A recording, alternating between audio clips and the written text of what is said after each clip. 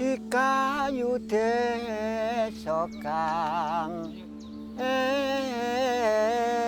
endah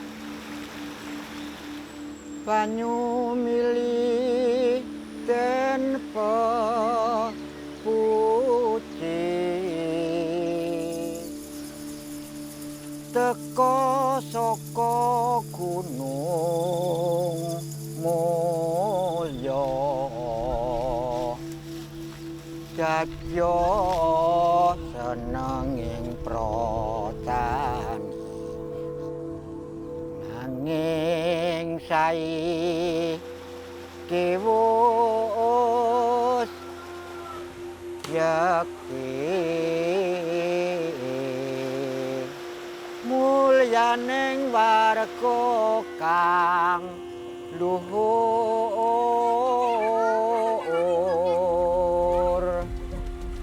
yen bakal gunung den rusak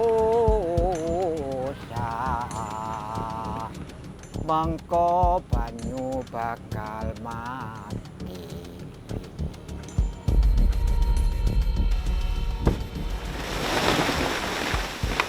lamun mati sawah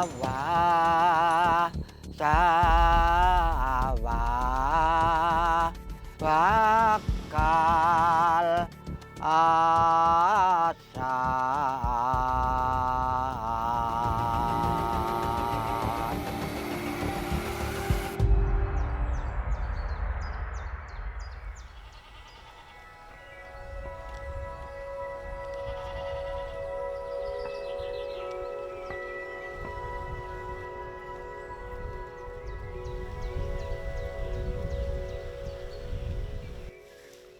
Desa kene iki desa sing endah, sing mulya, rakyate petani kabeh, ngendelke banyu sing saka gunung. Jalaran wiwit aku lahir nganti tekan seprene umurku wis 70 taun, urung pernah aku kok ngalami daerah kene iki kasatan banyu. Miturut ceritane para pinter, gunung kene iki gunung kawasan kas sing banyune ora tau asat. Mulane warga sing akeh kuwi do seneng mbelani, kepengin nglestarekno anane gunung iki aja nganti dirusak nang sapa wae.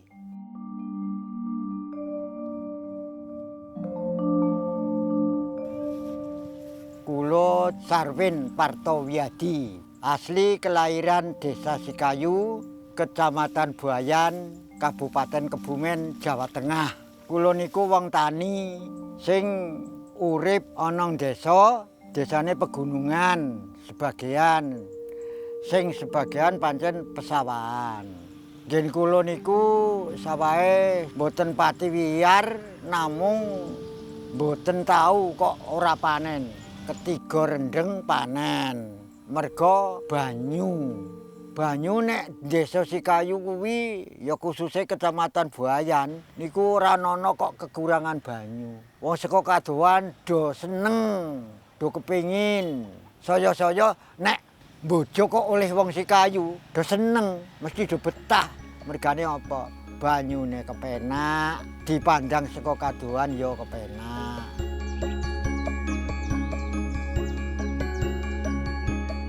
Mulane kabeh wong-wong Desa Sikayu khususe Gombong Kidul do kepengin banget nglestarekno pegunungan iki sing wis digunakake wiwit saka jaman Belanda nganti tekan seprene. Pokoke watune luar biasa, tandurane ya luar biasa. Nek wong tani kene sing akeh tani gunung, tani sawah. Nek tani sawah malah sebagian paling-paling 30%. Ning nek tani gunung 70%. Nyatane wong tani iso nyekolahno nganti tekan sekolahan dhuwur. Ya syukur-syukur anak putu kok iso padha nyambut gawe, iso kerja nang pemerintahan mergo sekolah. Ya sekolahane mung kuwi saka hasil tani ora ono kok sing saka liyane.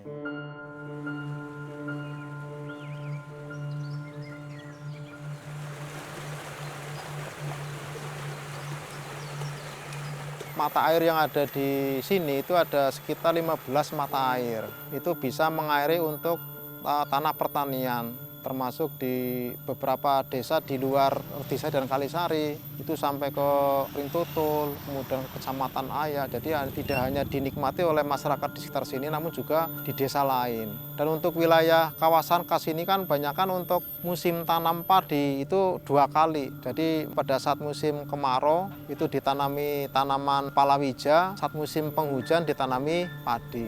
Jadi di sini tuh bisa panen 2 kali untuk padi, 1 kali untuk palawijanya, seperti itu. Masalah air sampai sekarang sih tidak kekurangan karena bisa dibagi untuk dipakai untuk pertanian, yang satunya juga sebagian juga digunakan untuk air bersih atau pamsimas. Saya punya harapan dengan ditetapkannya kawasan Kas sebagai salah satu kawasan lindung dan sekarang sudah ditetapkan sebagai geopark atau taman bumi Diharapkan nanti warga di sini bisa beralih profesi dan bisa mengembangkan usahanya tidak hanya menambang namun bisa untuk kegiatan lain. Seperti hanya bekas-bekas tambang yang ada di kawasan Kas ini bisa digunakan atau bisa dialihfungsikan menjadi tempat pariwisata sehingga tidak ada lagi penambangan, namun dengan adanya ekowisata nanti malah justru akan memakmurkan masyarakat tanpa harus menambang, tanpa harus merusak lingkungan. Namun semuanya akan lestari seperti itu dan semuanya akan diuntungkan seperti itu.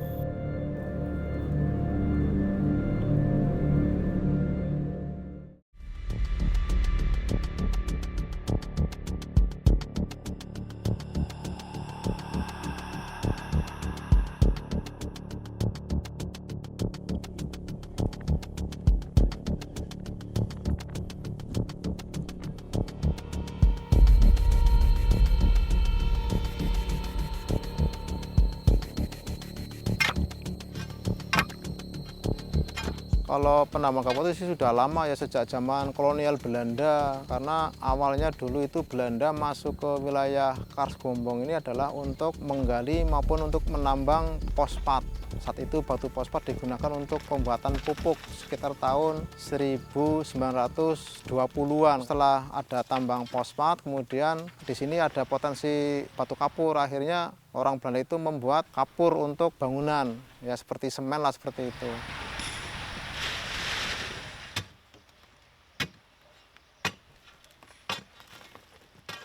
Orang nambang itu dulunya awalnya kan dia petani Dia dulu waktu itu kan menggarap tanah milik perhutani waktu itu Sebagian juga mereka punya lahan, sawah maupun kebun. Namun kan karena lahannya sempit kan akhirnya kan tidak bisa memenuhi untuk kebutuhan sehari-hari. Nah, salah satunya untuk bisa menopang kehidupan sehari-hari kan akhirnya menambang. Walaupun sebenarnya menambang juga hanya dilakukan pada saat tidak pada musim panen. Pada saat musim panen di sawah, itu pasti orang itu pada pergi ke sawah. Termasuk kalau orang-orang yang punya tanah sempit ataupun tidak banyak, mereka banyak sebagai buruh.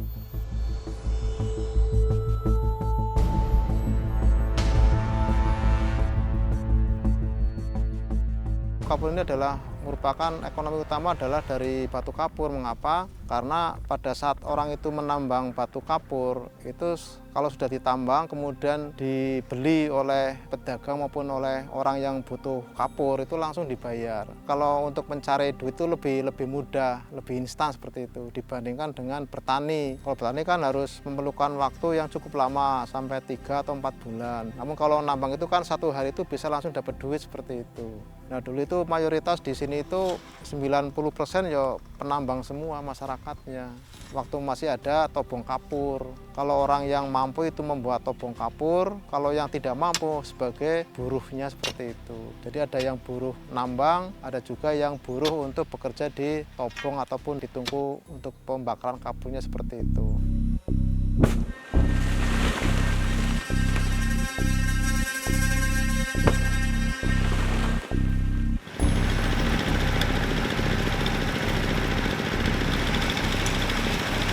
Sebenarnya itu dilemanya kenapa? Karena orang itu menambang karena tidak memiliki keahlian maupun pekerjaan lain kan gitu, sehingga terpaksa menambang. Itu yang pertama. Yang kedua juga mereka itu lebih mudah untuk mendapatkan uang. Sudah selesai nambang, hasilnya itu bisa langsung dijual, langsung dapat duit. Jadi memang karena belum ada pekerjaan alternatif sehingga mereka itu menambang batu kapur. Walaupun Sebenarnya kalau dilihat dari sisi ekonomisnya ataupun ini ya nggak seberapa penghasilannya. Nak masalah hasil sih terus terang gue rezeki ya hubungan karo rezeki. Oleh ya karena tuku beras ya karo kondangan. Dina ya paling 30 lah. Padahal resikonya juga besar, bisa kena batu ya, atau mungkin juga kena guguran batu, bisa mengakibatkan kecelakaan seperti itu.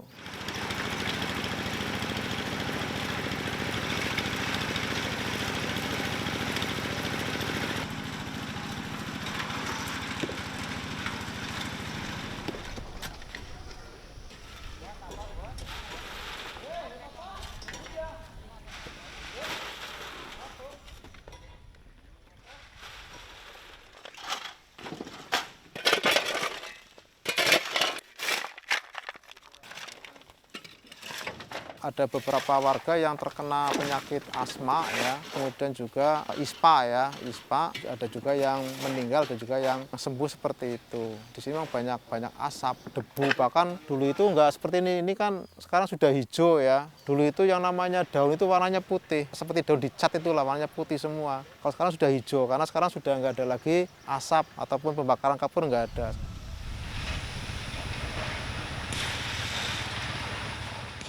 Mengapa kok masih ada tersisa yang masih menambang? Memang karena dia tidak punya lahan sama sekali dan tidak punya sawah. Bahkan mereka untuk tempat tinggal saja masih menumpang itu. Jadi mereka yang menambang diri memang karena betul-betul tidak punya lahan dan tidak punya sawah. Nanti pada saat musim panen padi, mereka ya pergi ke sawah untuk memanen padi seperti itu. Kira-kira anak misalnya orang nambang misalnya pengen jadi profesi isi leben orang nambang terus itu misalnya karena resiko yang Wong kene sih ora keberatan sebenarnya. Yang penting dalam arti satu penghasilan kudu lebih gede lah gede daripada nang kene kayaknya. Saura-urane ya bisa ngimbangi hasil kang tambang.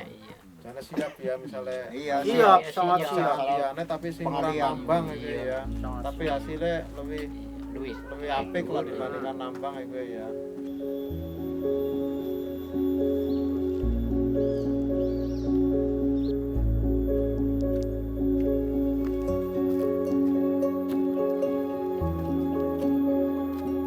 Nah, ini adalah bekas topong milik orang tua saya ya. Ini dibangun sekitar tahun 1975. Namun sekarang sudah mangkrak, sudah rusak, sudah tidak digunakan lagi. Mengapa? Karena sejak tahun 2015 produksi kapur ini sudah tidak begitu laku, sehingga akhirnya banyak topong yang tidak produksi lagi ataupun bangkrut. Kalau di Redisari itu sekarang penambangnya ini sudah turun sangat drastis sekali sejak tahun 2015. Jadi dari ada 4 lokasi tambang, sekarang tinggal 1 lokasi tambang. Itu saja penambang juga sudah berkurang, mungkin sekitar 90% lah. Jadi sekarang yang masih nambang paling ya sekitar maksimal ya 10%. Berbeda dengan Kalisari. Kalau Kalisari itu memang masih agak banyak, mungkin masih 50% ya untuk penambang yang ada di desa Kalisari.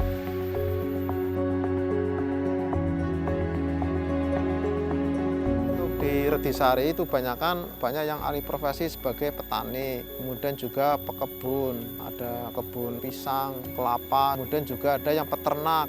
Di sini ada ternak sapi, ada ternak kambing, kemudian ternak itik, ayam dan sebagainya. Kemudian juga perikanan. Di sini kan banyak air yang melimpah, sehingga mereka sebagian juga banyak yang alih profesi menjadi budidaya ikan.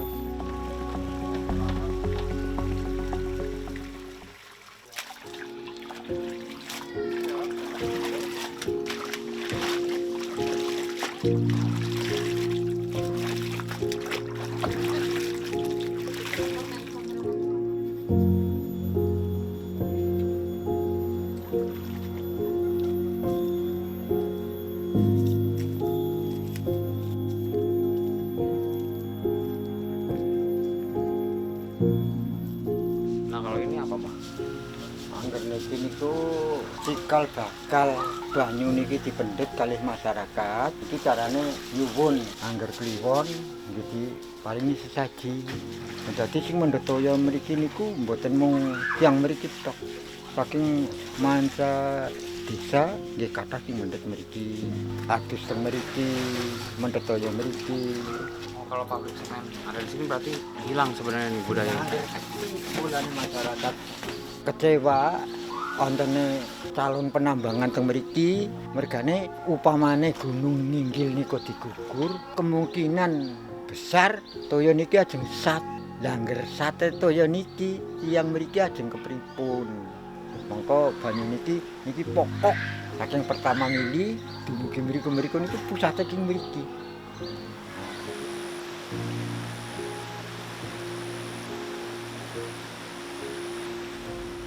Sing dadi cilik ati pancen ana warga kene akeh sing padha cilik ati.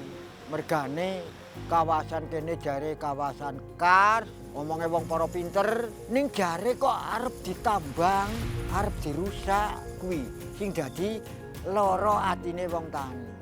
Ning kepiye meneh wong aku wong tani, aku wong desa, paling-paling usul njaluk pendapat, disemayani wis. Pokoke rekasane ra elok wong tani. Ning ya kepiye meneh wong kuwi wis dadi kewajibane wong tani, kewajibane warga desa, wajib nglestarekno, ngupayakno men kawasan kene iki iso lestari kanggo anak putu, aja nganti rusak. Dimen budaya-budaya sing nang desa kene ya tetep lestari.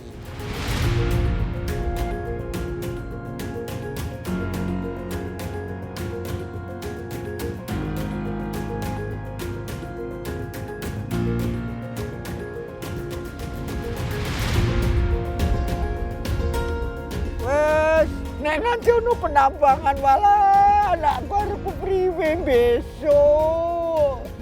Nyuwun tulung pejabat, nyuwun tulung aja nganti dirusak desa kene. So anak putu arep kepriwe mati kecemplung segara. Wes banyune ilang, tanahe hancur, sawah mati, masyarakat sik do urip mangan apa anak putuku besok.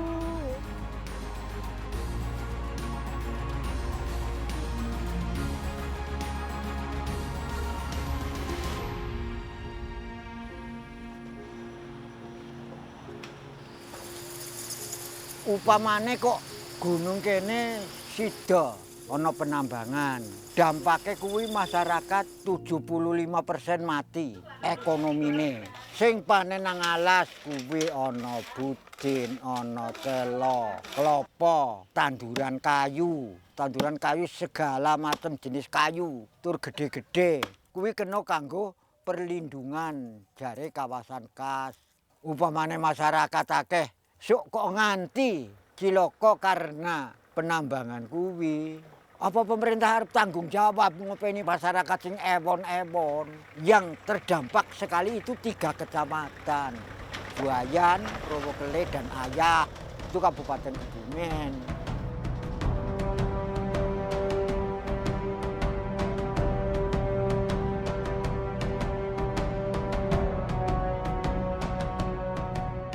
Saya dan sebagian besar orang sini sangat nggak setuju karena kan kita sudah makan, hidup segala macam udah dicukupi dari lingkungan sini sendiri, udah mencukupi semuanya, Mas, terutama dari air.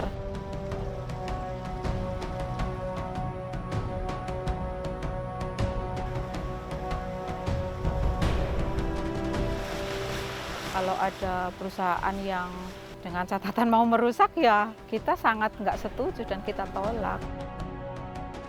AMDAL kemarin sudah gagal. Ya sudah, AMDALnya sudah gagal, kan membuktikan bahwa sini nggak layak tambang. Ya sudah, biarkan saja masyarakat hidup seperti ini yang sudah sejahtera dari dulu. Kita sudah dikasih kekayaan alam yang melimpah seperti ini. Tinggal tugas kita untuk menjaganya, Mas. Jangan sampai ada yang berani-berani merusak. Kita tetap inginnya menjaga, tetap hidup seperti ini saja. Orang sini kan kebanyakan petani ya, yang di bawah-bawah sini kan tempat hunian. Nah, di sini banyak, Mas, yang rumah-rumah itu pada bikin kerajinan pembuat emping, ada juga yang dari singkong itu, terus ada juga manggleng itu juga dari singkong. Kemudian ada juga oyek, kita makan kayak sebagai pengganti beras gitu. Itu terbuat dari singkong juga, itu juga hasil dari sini.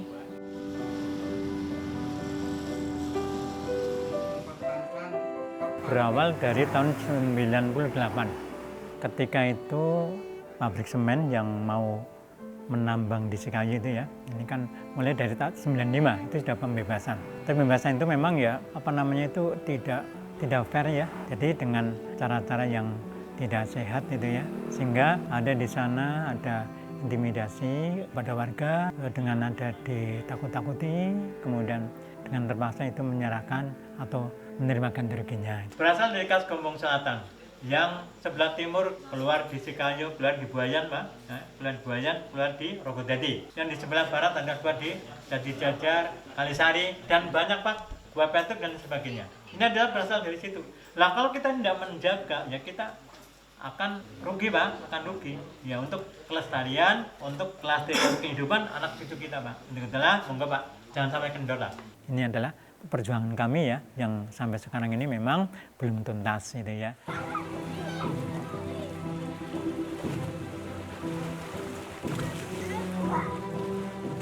Nah, angger miturut izine tak wis ora ada izin wong amdale wis ora duwe. Tapi tanah kuwe jere wis mlebu tanah HGB. HGB kuwe wis mentek. Nah, masyarakat lagi bingung. Angger nganti HGB-ne kuwe diperpanjang maning, apa iya masyarakat arep digawe korban?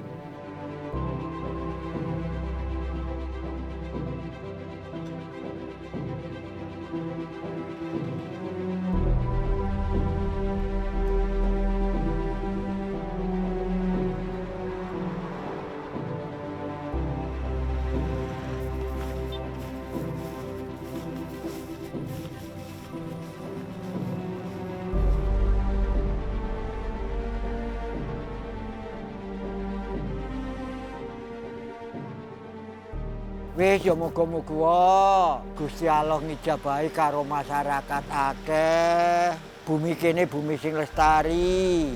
Jere kawasan Kas kuwi kawasan sing ora kena dirusak oleh sapa wae.